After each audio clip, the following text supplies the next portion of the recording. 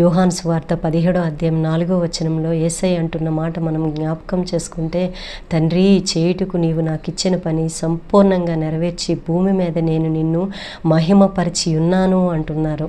Timothy భక్తుడితో పౌలు భక్తుడు అంటున్న మాట మనం జ్ఞాపకం చేసుకుంటే 2 తిమోతి 4వ అధ్యాయం 7వ వచనంలో చూస్తే, నేను మంచి పోరాటం పోరాడి తిని నా పరుగు కడముట్టించి తిని నా కొరకు నీతి కిరీటం ఉంచబడి ఉన్నది అంటున్నాడు. అవునండి, మనం చెప్పగలమా ప్రభువా నేను నీ పనుల మీద ఉన్నాను అని? లూకాసు వార్త 2వ అధ్యాయం 49వ వచనంలో చూస్తే ప్రభువు అంటున్న మాట, తన తల్లిదండ్రులు వెతుక్కుంటూ వచ్చేటప్పుడు యెరూషలేం దేవాలయంలో, మీరు నన్ను ఎందుకు వెతుకుచున్నాను, నేను నా తండ్రి పనుల మీద ఉండవలనని మీకు తెలియదా అంటున్నారు.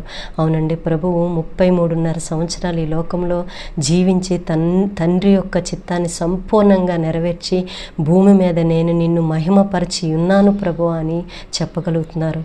ఈరోజు మనం చెప్పగలమా, ప్రభువా నేను నీ పనుల మీద ఉన్నాను, నేను నిన్ను మహిమపరుస్తున్నాను, నేను నిన్ను పరిచాను అని మనం చెప్పగలమా? పౌలు భక్తుని జ్ఞాపకం చేసుకుంటే ధైర్యంగా చెప్పగలుగుతున్నాడు, నా కొరకు నీతి కిరీటం ఉంచబడి ఉన్నదని. అవునండి, మంచి బహుమానం పొందుకునేలాగా పౌలు భక్తుడి లోకంలో మంచి పోరాటం పోరాడి తిని అంటున్నాడు.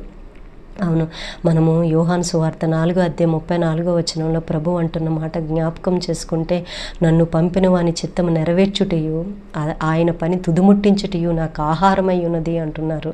అవునండి, మనం చెప్పగలమా, ప్రభా నేను నీ పనిని సంపూర్తి చేశాను, సంపూర్తి చేస్తున్నాను అని చెప్పగలమా? అవునండి, ఈ భూమి మీద ఆయన పనిని దేవుడు మన పట్ల కలిగి ఉన్న తండ్రి మనకిచ్చిన పనిని మనం సంపూర్ణంగా నెరవేర్చి, తండ్రి ఈ భూమి మీద నేను నిన్ను మహిమపరిచి ఉన్నా